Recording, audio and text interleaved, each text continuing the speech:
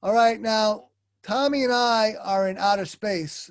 The people watching us, they can't see us because we have not assumed our corporal forms. We are still beings of light.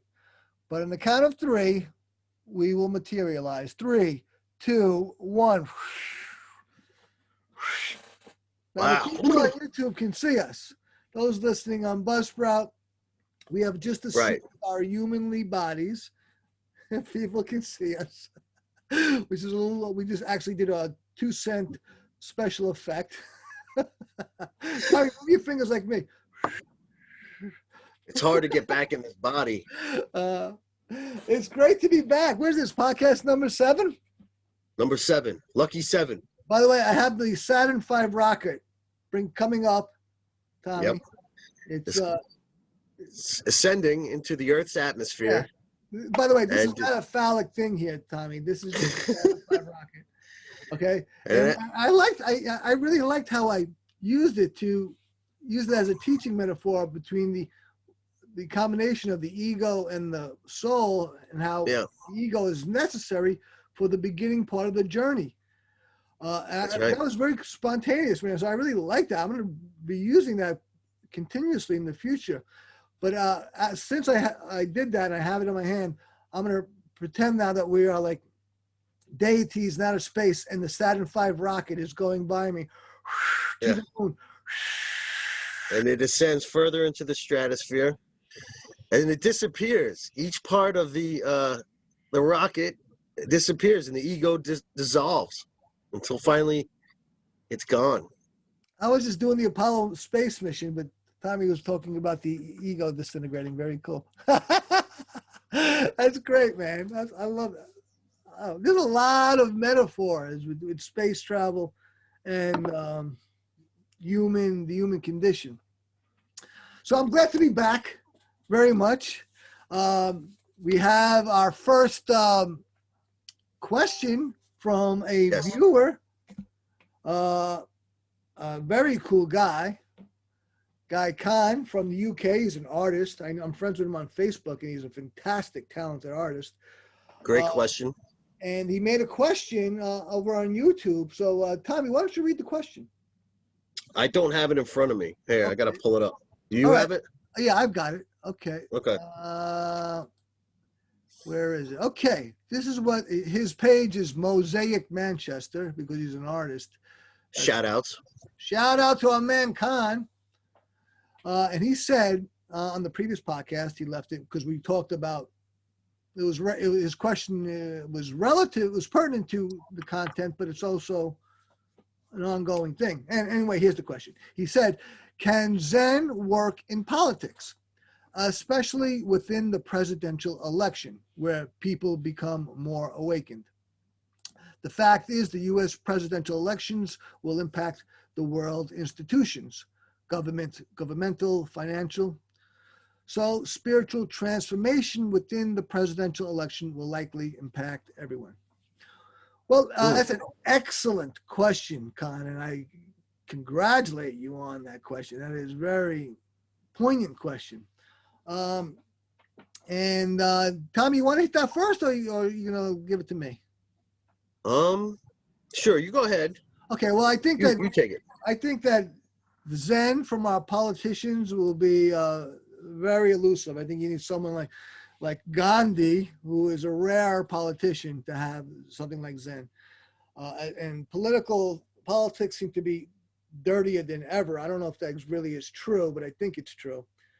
Because when you go through time, when you're living, everything seems to be the most important thing now. It's the worst thing now, which more often than not is not true. Is that now is the only real thing. So now seems the most real to you because it is, right? The past, even though it was once real, is now over, right? It's just in your memory. And the future, which will soon or soon enough become real, is not become real yet. So the only thing real to you is now. So it could seem like politics is really the worst it's ever been, which may or may not be true. Certainly America is very divided politically, but that's not a precedent. It was like that in the 60s too. Hmm. And certainly it was terribly divided in the 1860s. They had a war, and hopefully, I pray to God that that doesn't happen, and people learn to get along and reconcile and be civil and ethical. And that is very pertinent to what you're asking, Khan. Uh, and I don't know if the politicians can be Zen. I doubt it, because a big part of what they do is attack the other. And attacking is something the ego does. It's very non-Zen. Uh, one should avoid, or could avoid, if should is too much of a moral mandate for you, and it could quite possibly be, or even probably, you could avoid attacking or even defending yourself. That's only the ego does that. And I would suggest that any person who's politically inclined or minded, avoid doing that. Avoid attacking anyone who has in the other political party, or has a different political opinion from you, and don't defend your own. Just say, this is, don't defend yourself. Just say, this is my opinion, and I'm entitled to it, just like you're entitled to yours. You don't have to defend yourself. It's only the ego that wants to do that. And if you do that, then you're already being Zen. If you don't attack and you don't even defend, you're already being Zen. And as far as our politicians, maybe they can take a cue from us. Not likely, because I think they're going to tend to go to the base and to get into. I think attacking is a big part of politics. You got to make your position, but you've also got to attack the other, which is unfortunate, but that's the way I see things. I mean, I would love for politicians to be less divisive, even if they're leading the way and not being reflective of the base or the constituency. But I think the people have to really lead the way here. Even though I tell you, it's refreshing a lot to see, Trump attacks Biden more than Biden attacks him. Possibly. I don't know if that's entirely true, but sometimes I do see Biden take the higher road and not do that. And whenever I see that, I'm like, wow, that's exemplary. That's hats off to him for that. Yeah, I think Zen and politics are not congruent at all. I think that it's just not even in the same arena. I mean, when you're trying to be competitive and win, Zen would give you an edge if you practiced it. Like if some miraculous way were able to make both of these guys and their cabinets or whatever practice Zen and mindfulness, then they probably would maybe be able to find a common ground and solve some of these issues together. But I don't see that happening. I think there could be a Zen politician, but I think once you're already invested in a certain behavior of being typically politician, then to step out of that is so difficult. I think, but if a new politician rose on the scene, he or she could be Zen, not attack, not defend, and to be very considerate of the other side. And and you talk about Zen, just be very considerate of the other side. Like, even like, say, if we have a political difference and I state my position, I go, well, listen, this is my position. I understand you have another one, or even the opposite. Let me use wisdom and go over to your side. Let me go, stand in your shoes and look at this thing through your eyes, truly as if I'm you, and see how you see it. And if I do that, I can better understand your position and go, wait a second, okay, now you know what? I do understand you. You actually have a lot of legitimacy. Matter of fact, I'll go even more than that. You are very legitimate. I just have different values, and I have different aspirations, even though probably if we chunk up, as we say at NLP, we can have total agreement. But coming down into getting more granular or closer to ground level, we see that there are differences in how we want to do that. So if we can reach agreement, and then when one of us wins this political race, then let's focus on that, and where we can be bipartisan and really unite and come together. as opposed to really focusing on the disagreement and what we have different. Now, I think, is that our 10-minute marker, Tommy? Yep. Okay, thank you, All sir. We try to keep this podcast around 30 minutes, a little bit more than 30 minutes. Now we're at 10 minutes. So I would love to see that, but I don't see the present political class doing that. I No. think a new breed would be required, or not necessarily a young person, which would be great though. I think, but they have to come in there with a whole new, refreshing approach, a Zen approach. That's what I say.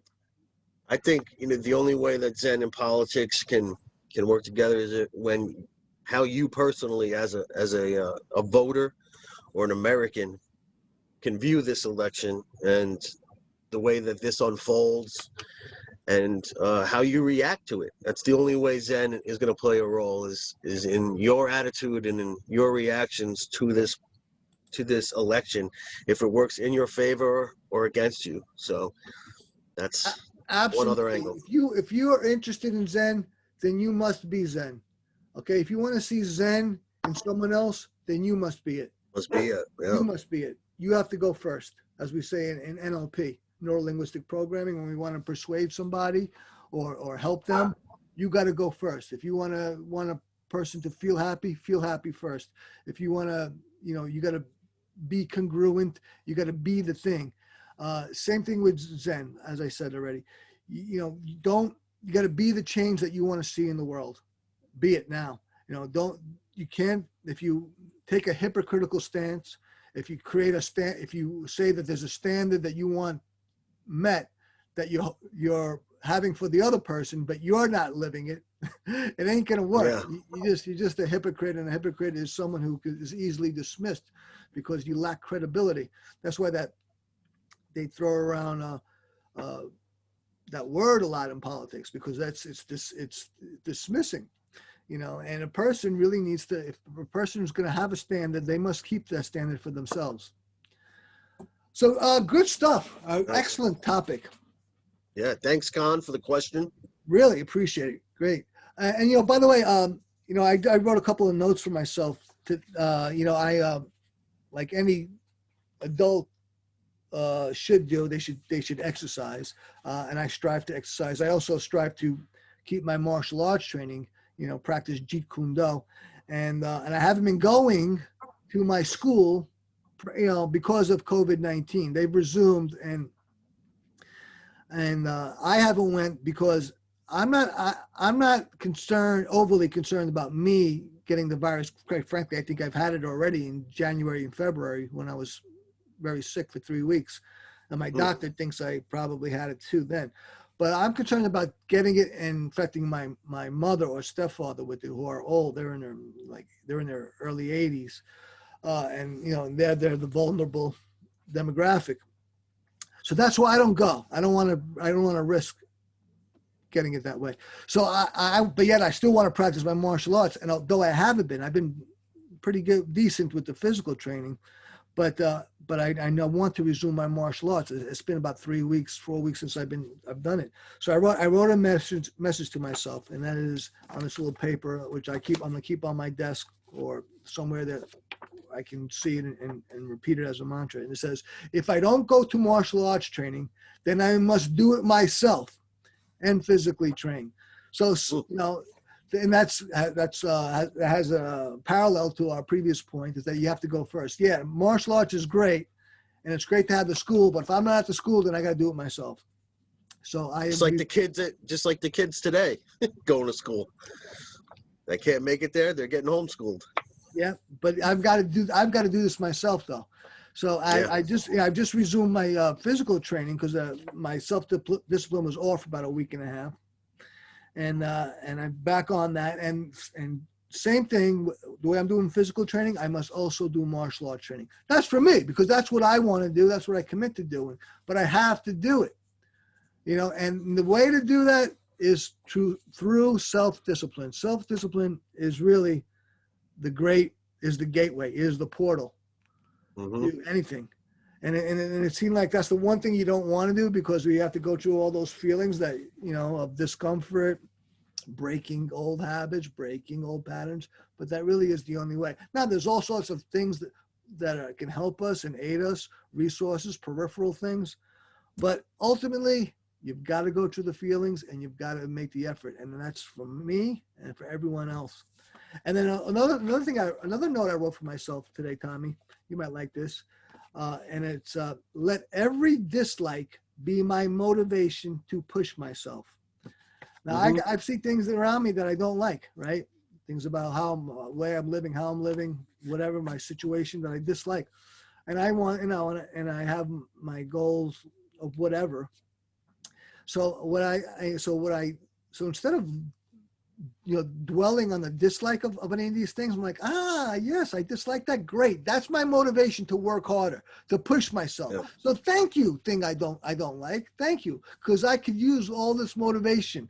Even though that said, motivation must be action. So something I dislike, something, let that be my action. Maybe let that be my springboard for action, and as I act more, I'll be more motivated. So I like to turn things that are unwanted into things that are wanted. That's really, great for me. It's great for anybody, of course, to make that conversion. All right, those are two things I wanted to cover. Tommy, mistakes. I've done that with mistakes and missteps in the past. When I've used that to motivate me and propel me into action and to do different things, do things differently. Whenever I've screwed up pretty bad in some areas, instead of feeling guilty and shameful and down about myself, I would use that as fuel to do the next right thing and do it with fire. With fire. Tell me about that. Tell me about with fire. What does that mean to you? I guess that's, I would take the anger I have towards myself for screwing up or being in a particular situation and using it as like fuel to do a daunting task that I didn't want to do, or something that's required of me that I have to take care of, or anything that's going to help me get what I want or even need. I would use that instead of letting it hold me back, the guilt and the shame or the anger. I would use it as fuel to do the next right thing to get myself where I want to be. Everything can be utilized. Everything. Yeah. Whether it be a negative, turn it into a positive, or you can just celebrate the negative outright. But whatever, it's all good. Yeah. One way or the other. It's just the way you look at it. That's right. By the way, did I tell you about my new meditation technique that I just came up with recently and that I implemented recently?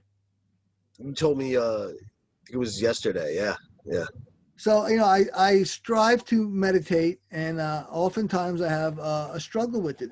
Too much mind chatter, too much monkey mind, too much thought. The meditation, the reason to meditate, not the reason necessarily, but at least on the surface, is to not think, and the way you meditate is to not think, right? That's right. But it can be very difficult. But there's a number of facets to it. But if the bottom line is, if you're thinking while you're meditating, you're not meditating.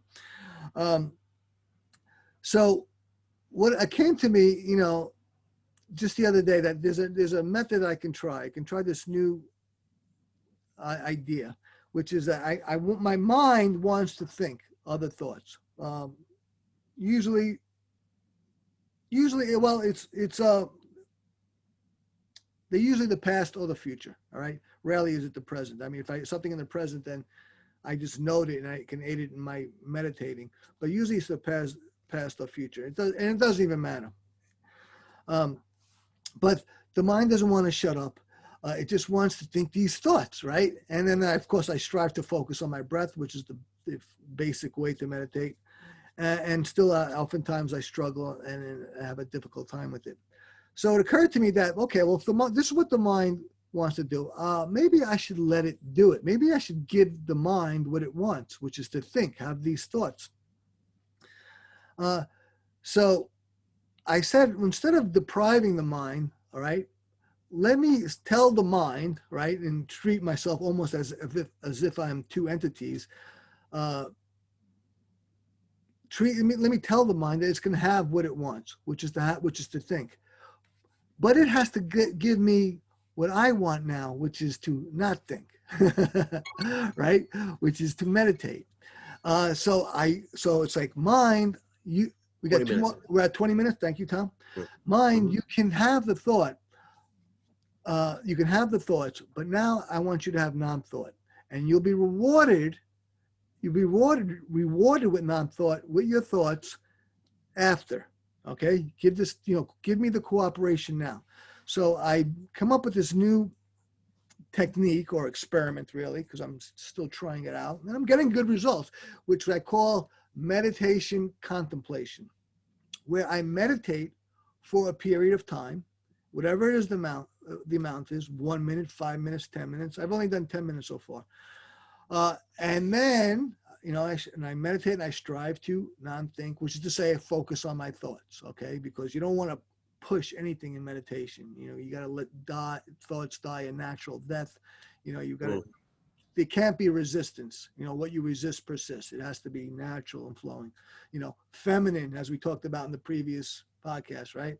The doorway is feminine. Okay, and then I meditate. And then after that's over, then I have an equal amount of time still being silent and still being still. And now I call that contemplation. And now I think. Now I sit there, and now I'm not meditating, which is I'm not being silent with my thoughts. I'm purposely there to think, to contemplate whatever I want. Doesn't matter what it is. Okay, now I have free reign. So I'm rewarding myself. I'm giving the mind what it wants, which is to think. And as a reward and as an outlet, as a way to feed both parts of myself, right? The part of me that wants to meditate and the part of me that wants to think. Now, this morning was my first formal approach to it, and it worked well. It didn't work perfectly, but it worked better than I had been doing. And I did it yesterday, and it worked not as well as it did today. So it's working better. Yesterday was the first time I thought of it, and today I did it formally. And it works better. So I'm getting good results with it. I'm going to continue with it, and I will continue to report to you guys. Progress. What do you think about it, Tommy? I think that's great. Giving yourself the room and the leeway to, it gets you less frustrated. You allot yourself that time to think. You promise your mind and your consciousness, I'm going to give you that. Just give me this. Give me this moment. Absolutely. The mind and the body do not like deprivation. They do not. That's a primary reason why diets don't work. People are like, oh, I lost all this weight on this diet, but they're depriving themselves. The body knows what it's accustomed to or knows what it wants. And as soon as that their focus or their commitment is over or something, they get all the way right back because the body was deprived. That's why in order to manage your weight, you have to change your mind. Right. And not deprive the body, but you change the mind where you're like, wait a second, you got to think like a fit person or a thinner person or a person who's not an overeater or who's overweight. You have to actually literally, if you will, change your mind. Similarly, the body and the mind do not like to be deprived. The mind wants to think and the body wants to do whatever it wants to do. So you've got to, have some, give them some leeway, and even reward them if they can cooperate with you. There's two. It's often said that we have two minds. We have our conscious mind, which is everything that we're aware of in this moment, and we have our subconscious mind, which is everything that we know that we're not aware of right now. Okay, and the subconscious mind is by far the more powerful. By far, and that is confirmed constantly in all sorts of tests and experiments and actions. So that's where we're at with that. That's cool. I'm going to continue with that, and I'll continue to report with that. Yeah, please report with that. That would be great. By the way, there's something something that Tommy and I are going. Tommy and I go Facebook Live every morning in something that's related to this podcast, but it's not the podcast. This podcast is per se. We do this every Monday, Wednesday, and Friday. We record it on Zoom. We upload it to YouTube. We upload it to Buzzsprout and share it on some social media. Both of them, both the audio and video versions. And aside from that, we do these Facebook Lives. And next week, we're going to do something strange and weird. Yeah. And it's very deliberate. Perhaps nothing like it's probably ever been seen before. So if you're interested in seeing what that is, go to our Facebook page, which is One Truth. Yeah. I think, what is There is only one truth. Right, but that's Self-depth. Right. So that's the title. That's the title of it. But that's the title. That's the official title of our podcast, and we often call it One Truth for short. But if you go to at Tommy and Tone, which we may change in the future, but at Tommy and Tone, then you can go straight to our and Tone. That's Tone. That's Tommy and with the word "and" between his name and my name, Tone, Tone, without the Y, E instead of the E, because we couldn't get the Y. But we'll see. There's another way to do that. Because, a partner I had, a director that I worked with, used to call me that a lot. And it's a good nickname, but I'm not known by that name, so we'll probably change it. But at Tommy and Tone, you can go to that Facebook page and follow us there. Or if you just like look for the Facebook page, One Truth. We have it in all caps, which is, I hope does not seem like it's shouting, which is etiquette. Well, we'll see about that. That's coming next week, so look for that. I'm going to enjoy doing that. That is some pretty weird stuff we're going to do next week, and it's going to be challenging. So I'm looking forward to that. But we'll see how it goes. Tommy, do you want to do my reading or your reading next? I'll go first. Okay, so now we have a structure in our podcast which is Buddhist, where Tommy reads from a Buddhist tome written by Lao Tzu, long time ago. Taoist. The Taoist. It's not Buddhist, it's the way Taoist. of the Tao. I'm sorry. Yeah. Taoist. Mm-hmm. And this was written like 1,500 years ago, 2,000 years ago? No, I would say it's more recent than that. Okay, I don't know. We'll find it I'll out. figure it out. Yeah. Okay. But, This is passage number 7. Okay. Heaven lasts long and earth abides. What is secret of their durability?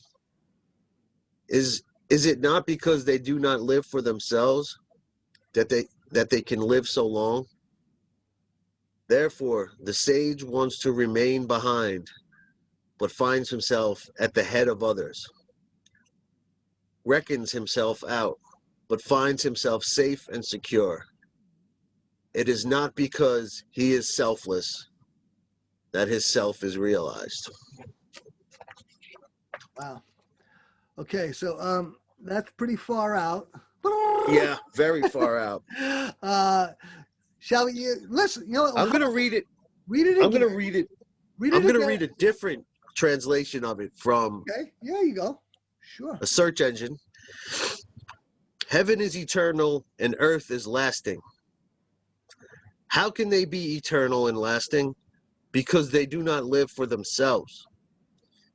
That is how they can be eternal. Therefore, the sage puts himself last and becomes the first, neglects himself and is preserved. It is not because he is unselfish that he fulfills himself. Now, I understood that one a little better than the text that I read from. Let's okay. Now that we've heard it twice, let's go through it and disassemble and interpret point by point, which is like my preferred method because it's comprehensive and you don't let anything slip away, unless it's too much for us. There we go. We'll let it germinate. Okay, go ahead, Tom. Yes. Point by point, please. Heaven is eternal and earth is lasting. Simple. Heaven, the spirit, is eternal, and earth is lasting. It's doomed So lasting to means it's death. long, but it has an end. Yeah, It's mortal. it's mortal. That's the word. Yes. Okay. So heaven is eternal and earth is lasting, is mortal. Right. That's easily believed. I mean, even if you're atheist, you can believe in the size of this universe, the scope of it, which is mind-boggling. I think we're And at if 30. we're at 30 minutes, thanks. And if you really Yeah. want to boggle your mind, if the universe is big, what's outside the universe? Right? What's Yeah. outside the universe is very, if it's so big, right? You really want to boggle your mind. Continue, please. How can they be eternal and lasting? Question mark. Because they do not live for themselves. That is how they can be eternal. They do not live for themselves. They live for each other. I think that's trying to say. So they're like they're companions. They're yin and yang, right? Yeah. Yin yang. Yeah. Right. So we have the infinity with the finite. That's it. Yeah. You have the finite with the infinity. Yep. That makes sense. I mean, think about the microcosm. You know how feelings. You don't know joy unless you know sorrow. You don't know. Yes. You don't know fun unless you know sadness or Boredom. boredom. Thank you very much. All right, that's how you get to know those things. I mean, you might have an idea of I guess if this is the first time you ever had fun, you'd be like, oh, this is a good feeling. I like this. What is this? You don't know what it is, right? Yeah. And then you don't know what it is. You just know it feels good. Okay. But then you just then subsequently you have boredom, and which is, a banal feeling, a malaise, it's like, ugh, I wish I had some stimulus. I wish I had some blood pumping, something that's exciting. Yeah. Okay. This is boredom. The other thing is fun. See, that's how you know what they are, because you've got the opposite. That it's just a nebulous. You have ideas of it, you have the experience, but you can't define it. You can't clarify it. But when you know the opposite, then you can. Similarly, or in direct parallel, that's a microcosm, right? That's the human experience, right? Mm-hmm. Feelings. Blow that out, scope it out to the universe, or just the life or the lifespan of a human, where we have a mortality, right? A birth and a death, right? And life in between. All right. The death is the end of the body and the brain, right? Which is in the body. The mind, well, maybe the mind might be more than the brain, right? Or the mind certainly is more than the brain. Definitely. But will the mind continue in some other way post-death? We don't know. I hope so. We don't know, but maybe. I hope so. I do believe that. I don't want to get into a tangent of after life. Well, it goes on while you're asleep, so. What's that? It goes on while you're asleep in dreams, so. Dreams are wild. It's plausible. Right. But beyond that, or in this context, there's the universe, which is huge, right? Our life is, our worlds indeed is just like 360 degrees around us. The average person, their world is very small, right? It's in their home, maybe with their work, maybe they're on vacation, that the average, that's their world. Our world is right around us. But we look, if you're watching us on YouTube, we are in the cosmos here above the earth, which is our world, which is huge, right? And there's so much more going on besides our little world that each person lives in. Indeed, right now I'm in my home office here in Brooklyn, New York. Tommy's upstate New York. That's our little world. But there is a much bigger world, which you can see on YouTube in a electronic simulation. And if you looked how big this Earth is, just in our solar system, it's a pin dot. It would be an overstatement. Well, unless I say it's an overstatement, it's a pin dot. It's a pin dot in our solar system. And our solar system, drop in the bucket. In the Milky Way galaxy is the same thing. It's right. It's a pin drop. It's a pin, pinhead. and then you can go into bigger and bigger. So it's things that get bigger and bigger and bigger, right? And then you can even talk about the feelings. You can go the other direction, go nano, right? Yeah, smaller. It's smaller and smaller. I mean, I learned about atoms growing up. Guess what? Atoms now, that's like big. That's way big. You got to go whoa, much lower and smaller. So things get huge and small, okay? And how, depending on your scope. Yeah, So things are subatomic. we can look at our own finite aspect of ourselves. Then if you just scope it out, you realize that there is an infinity that is not concerned with the finite part of ourselves. You know, we're just having this existence now, and the world and everything outside us is so much more than that, right? Right here in our own little world, in the bigger world known as Earth, and beyond that. So this is easy to accept for me, using that kind of logic. Then it gets the latter part of the verse says, therefore the sage puts himself last and becomes the first, neglects himself and is preserved. It is not because he is unselfish that he fulfills himself. It is not because? Yeah, that I had the same reaction. I said, okay. I could easily say it is because he is unselfish that he fulfills himself. It could be a typo. Okay, read it again slowly, that last line. Therefore, the sage puts himself last and becomes the first. That's the attitude of service right there. Yes. Continue. He neglects himself and is preserved. Yeah, wasn't there a last line that confused us? Yeah. It is not because he is unselfish that he fulfills himself. It is not because he is unselfish that he fulfills. That would mean that it is because he's selfish that he fulfills himself. You see what I mean? I think it's a typo. That confuses me.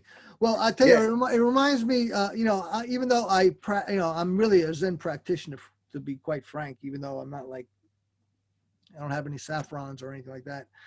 So I mean, I just do it. I just do it as a matter of doing. And and Zen really interests me and speaks to me. I also am a Christian, though I'm sure most Christians would disagree. I do Christianity. I just go by my own. I have my own belief system, which has a number of theologies involved in it. And Jesus Christ. So I know Christianity very well, and Jesus Christ said, "He who will be first must first be last." Yeah. And I never forget that. He who would be first must first be last. So just like Christ said, as Lao Tzu said here, same thing. You want to be first, you got to get last. You got to serve. You got to be a servant. All right, and then there'll be karma. There'll be reciprocity. Things will be built. People will want to help you because you've helped them. All this stuff goes on, right? And you build, and because you're of service to others, you help them build something. They'll help you build something. Exactly. That's it. You hit the nail on the head. But that last line confounds me, though.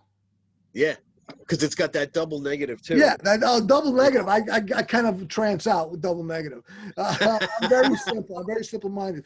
When somebody goes into double negative, I go, no. My eyes glaze over. Double negative. Oh no. Double negative. I'm done. I'm done. The conversation's over.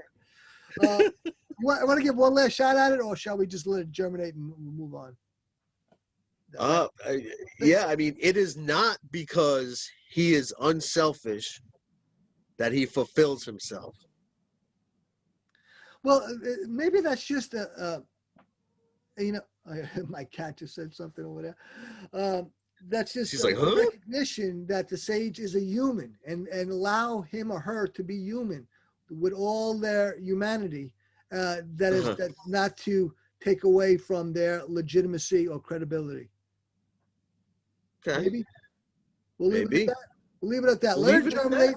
If you have any, believe me, any feedback from any listener or viewer, please, whether you're a Buddhist, a Taoist, or atheist, or whomever, we don't care. Please, and you got something to say on this stuff?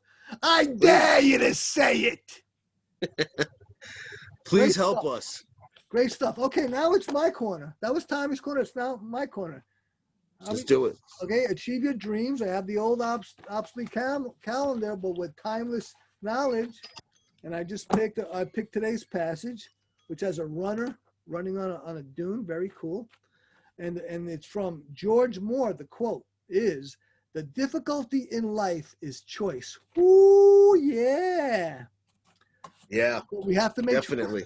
We have to make choices in life. That's very true. We have to make choices. And what happens when we don't make choice? We have nothing but procrastination, Mm-hmm.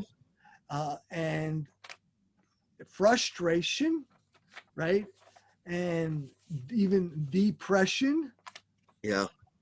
right? We can't make it. You see, when making a choice, we all know that making a choice means that you're choosing to do something, but we all know that also means you're choosing not to do other things. Exactly. And we want to do those other things, right? Oh, I want to do them, but you got to grow up. You got to mature and say, you know what? You can have one or the other. All right. But you can't have it all. All right. Yeah. Your choices are made for you if you don't make them. All right. Absolutely. For those who aren't working on their goals are working on someone else's goals. Uh-huh. So you've got to make a choice, and you've got to, it's difficult, but it's necessary. And you can try to avoid all you want. All you do is get older. Look at me. I'm an old man. I'm ready to die. Take it from me. You don't want to be like me. You've got to make a choice. And what does that mean? Well, a choice implies decision. And a decision implies action. And indeed, the word decision, which is comes from a Latin word, which means to cut off, which is to make a decide. You should cut off other possibilities. And this is the thing which we fear, but is necessary. And is indeed a wonderful thing, because once we do that, then we can have clarity. But you can't have clarity until you do that. Because you think you're considering all the options, all the possibilities, and it's too much.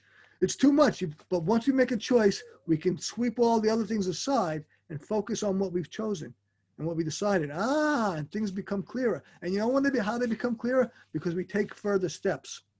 Yeah. And just get deeper into it. It could just be one step. It could be a singular step. But things become clearer as you get closer, if you will, to the thing. Right? And then you say, now, wow. So the thing we feared was shown to be an illusion, because clarity comes with the choice. So it's absolutely paradox. It's very Zen. It's very paradoxical. By the way, Tommy, what's written on the back of this calendar? Win-win, manipulate, conflict, genuine. I really got to find out what the heck I was writing when I wrote this. Probably a lot of stuff.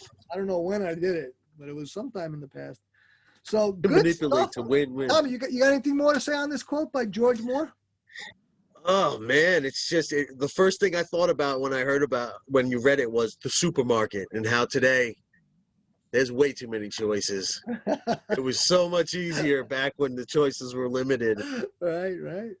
It's like, oh my God, it's ridiculous. That's a very simple analogy about just simply buying food.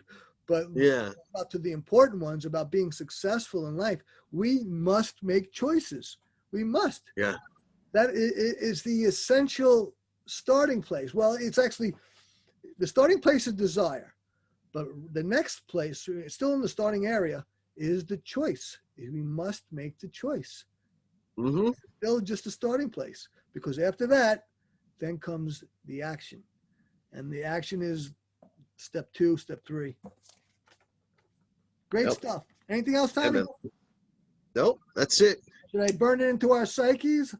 Pleys burn that into our psyches. I've lit the paper on fire, and I've caught the office on fire. And it's burning up in my hand, and I'll put it in the tin can, and it's burnt. Okay, burnt. As I burn that paper, Burn it into your minds, burn it into your psyches. I'll burn it in mine.